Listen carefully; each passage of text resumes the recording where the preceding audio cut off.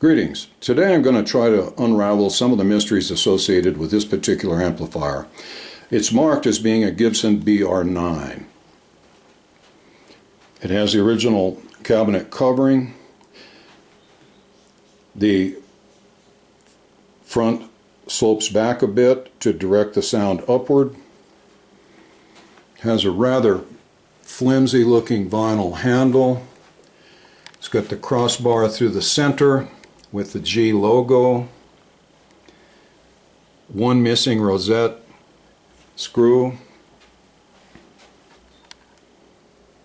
And now we'll take a look at the rear of the cabinet. Here we are at the rear of the cabinet. Let's home in on the chassis. As you can see, it's clearly marked as a Gibson, look at the bottom right corner, model BR-9 amplifier.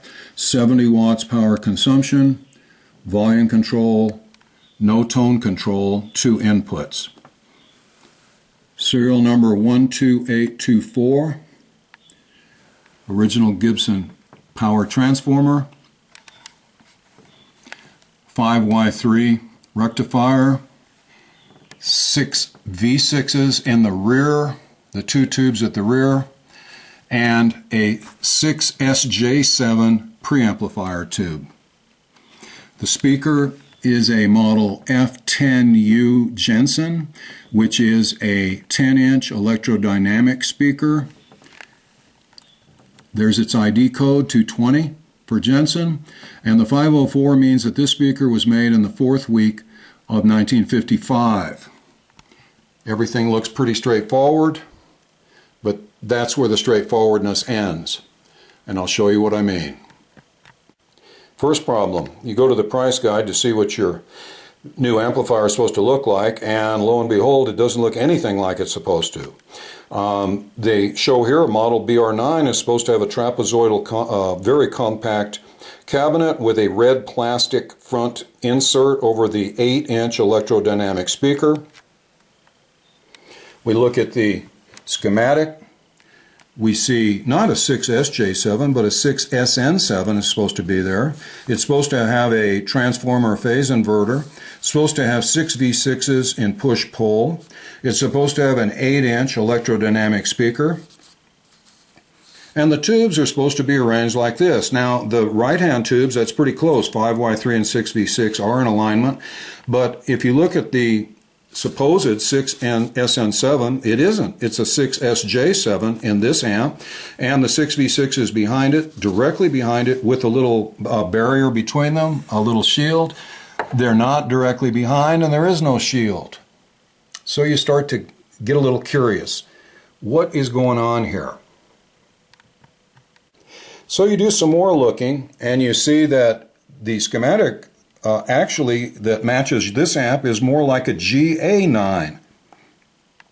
Okay, if you notice, there's a 6SJ7, 2 6V6s and a 5Y3.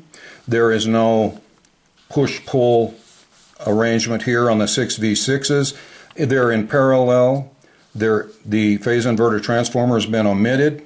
And instead of the 8-inch electrodynamic speaker, we have a 10-inch, which is exactly what this is, the F10U.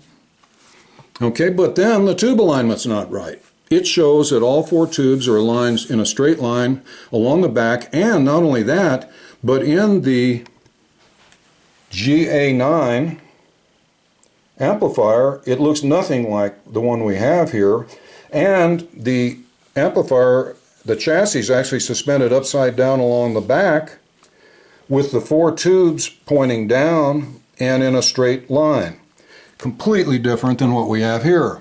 In this case, the chassis is on the floor. The tubes are not in alignment at all. Certainly not accessible from the top of the amplifier. So even though the schematic seems pretty close, much closer than the BR-9 schematic did, it still doesn't match this amplifier. So we're going to have to go one more step to figure out what's going on here. Okay, the saving grace of this situation is that tucked in the cabinet, after I got the amp home, I found the original owner's manual for the Gibson model BR-9 amplifier. Let's take a look inside. Now here's the schematic as for the BR-9 as provided by Gibson and the owner's manual for this amp. And if you notice right here, it's not the 6SN7 that we're told to expect. It's a 6SJ7. There is no transformer phase inverter with push-pull 6V6s. It is simply 6V6s in parallel, more like the GA-9. Okay, and they still didn't get the tubes right. They showed the 6V6, 5Y3, 6SJ7, but they showed the 6V6 directly behind it where it should be a little bit to the left here. I know that's a minor consideration. At least they didn't show the shield in between. So it appears that what we have here is some sort of a interim model that combine the features of the Gibson GA-9. Here's the GA-9 schematic. As you can see, very, very close to the schematic that came in this amplifier. The GA-9 schematic shows the tubes protruding down from the top suspended chassis. This shows the tubes where they really are on the chassis, but other than that, you look at the schematic, it's the same. So apparently Gibson, as they made a transition between the BR-9 and the GA-9, had an interim model that had certain external and internal features that really were neither amplifier. I've seen a lot of comment about this on the internet.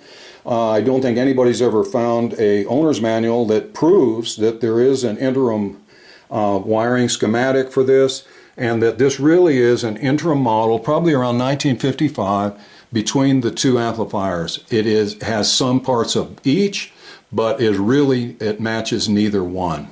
I hope that clears up some of the controversy surrounding this particular amplifier.